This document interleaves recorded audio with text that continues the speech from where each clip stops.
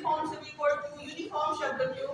मजबूरी ये है कि संविधान के आर्टिकल 44 में शब्द जो इस्तेमाल है वो है यूनिफॉर्म सिविल कोड। तो टर्म यूनिफॉर्म होगा, लेकिन डेफिनेटली वो नहीं होगा जिस तरीके से चीजों को पोर्ट्रे किया जा रहा है।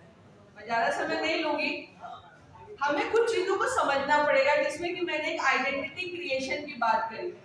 हम सारे लोग शरीयत एक्ट के बारे में जानते हैं, और यहाँ पे जितने हमारे मुसलमान भाई बहन बैठे हुए हैं उनको भी ये पता है।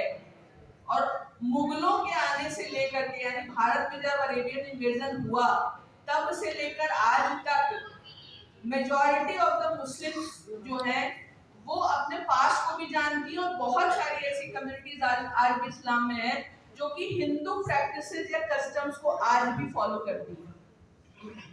और ये बात आप अगर देखेंगे कॉन्स्टिट्यूएंट असेंबली डिबेट में, तो वहां भी डॉक्टर अम्बेडकर ने बोली थी कि ये यूनिफॉर्म सिविल कोड को लागू करने का सबसे उपयुक्त समय इसलिए है कि भारत की मेजॉरिटी कम्युनिटी अगर वो इस्लामिक भी है तो उसके कस्टम हिंदूज हैं, और कस्टम हिंदू इसलिए क्योंकि majority of them are converted Hindus.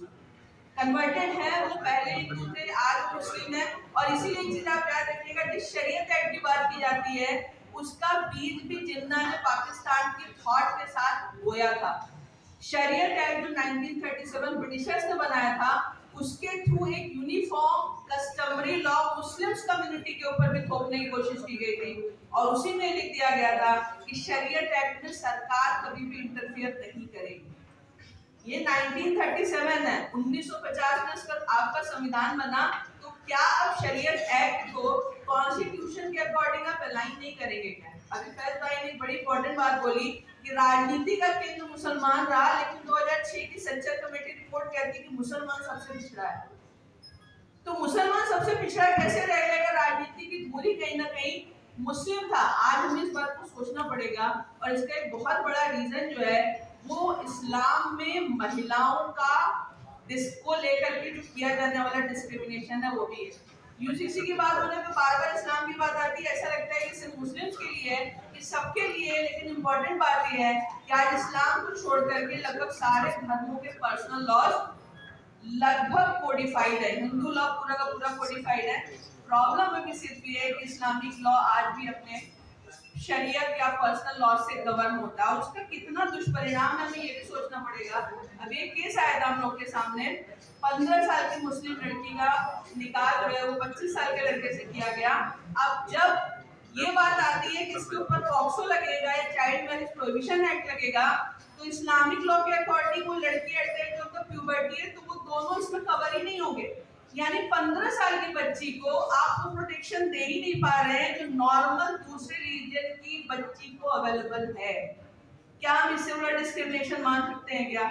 Dowry prohibition act है, मेंटेनेंस के इशू हैं, अडॉप्शन के इश्यूज हैं, पॉक्सो का एक्ट है जो एक बच्ची को प्रोटेक्शन देता है। आपने देखा हैदराबाद में इतनी बड़ी समस्या है, शेख जो है ट्रेवलर बन करके आते हैं, जितने टाइम हिंदुस्तान में रहना है उतने टाइम के लिए वो निकाह करते हैं छोटी छोटी बच्चियों के साथ, और फिर वो चले जाते हैं, मैरिज डिसॉल्व हो जाती है। वो 12 साल 14 साल की जो लड़कियां हैं उनको कोई प्रोटेक्शन इस्लामिक लॉ के अकॉर्डिंग अवेलेबल नहीं है। मिसयूज है, ये मिस इंटरप्रिटेशन है, क्योंकि अभी फैज भाई ने बताया और कल मेरी बात शिराज भाई से हो रही थी, उन्होंने कुरान की बहुत सारी चीजें ऐसी बताई हैं जिसको कभी सामने ही नहीं लाया जाता कि कुरान में एक्चुअल में महिलाओं को लेकर के क्या बातें की गई हैं।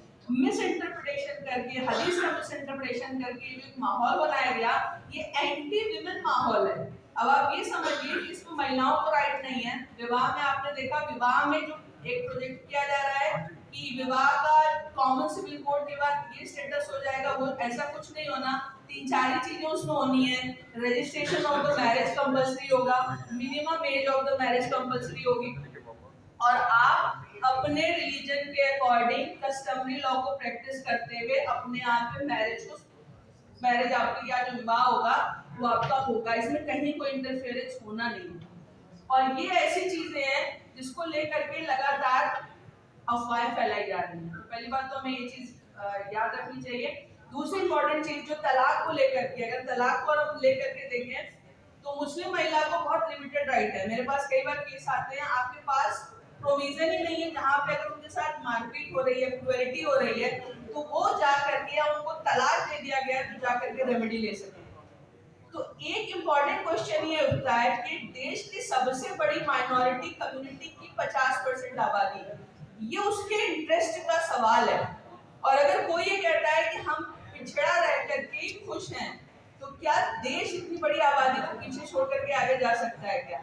तो राइट टू प्रोग्रेसिव तो आपका राइट टू बीइंग प्रोग्रेसिव तो आपका फंडामेंटल राइट हो सकता है, but right to being regressive आपका फंडामेंटल राइट नहीं हो सकता, क्योंकि अगर आप रिग्रेसिव होंगे तो उसका इम्पैक्ट जो है वो पूरे के पूरे देश को पड़ता है। और इसीलिए मेन स्ट्रीम में शामिल करने के लिए इन चीजों में परिवर्तन जरूरी है। अभी हलाला की बात फैज भाई कर रहे थे, हलाला के मिसयूज को खुद मैंने अपनी लाइफ में देखा है।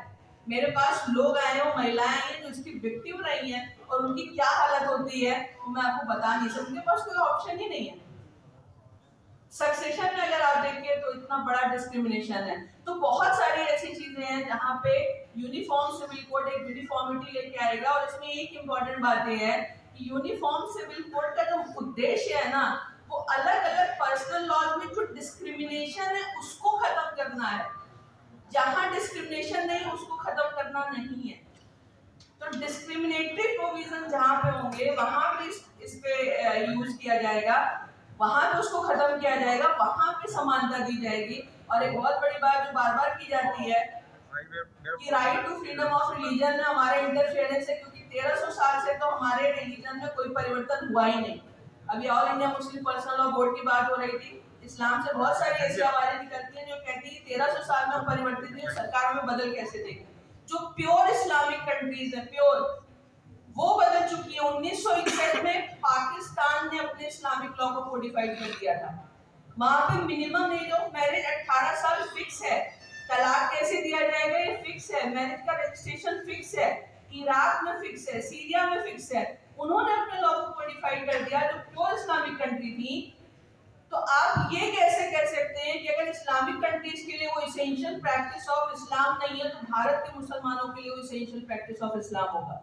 क्योंकि जो बाकी आपकी न्यूट्रल कंट्रीज है जहाँ पे मुस्लिम भाई बहन रहते हैं, वो वहीं के सिविल लॉ को मानते हैं।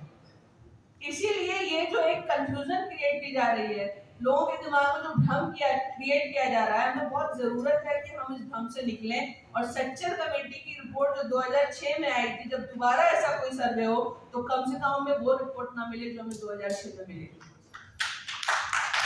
और मोदी सरकार ने जो प्रयास किए, गवर्नमेंट की मैक्सिमम स्कीम्स जो है उसका सबसे, अभी मैं डेटा देख रही थी, सबसे बड़ा बेनिफिशियरी 60% इसका बेनिफिट माइनॉरिटी कम्युनिटीज को मिला है।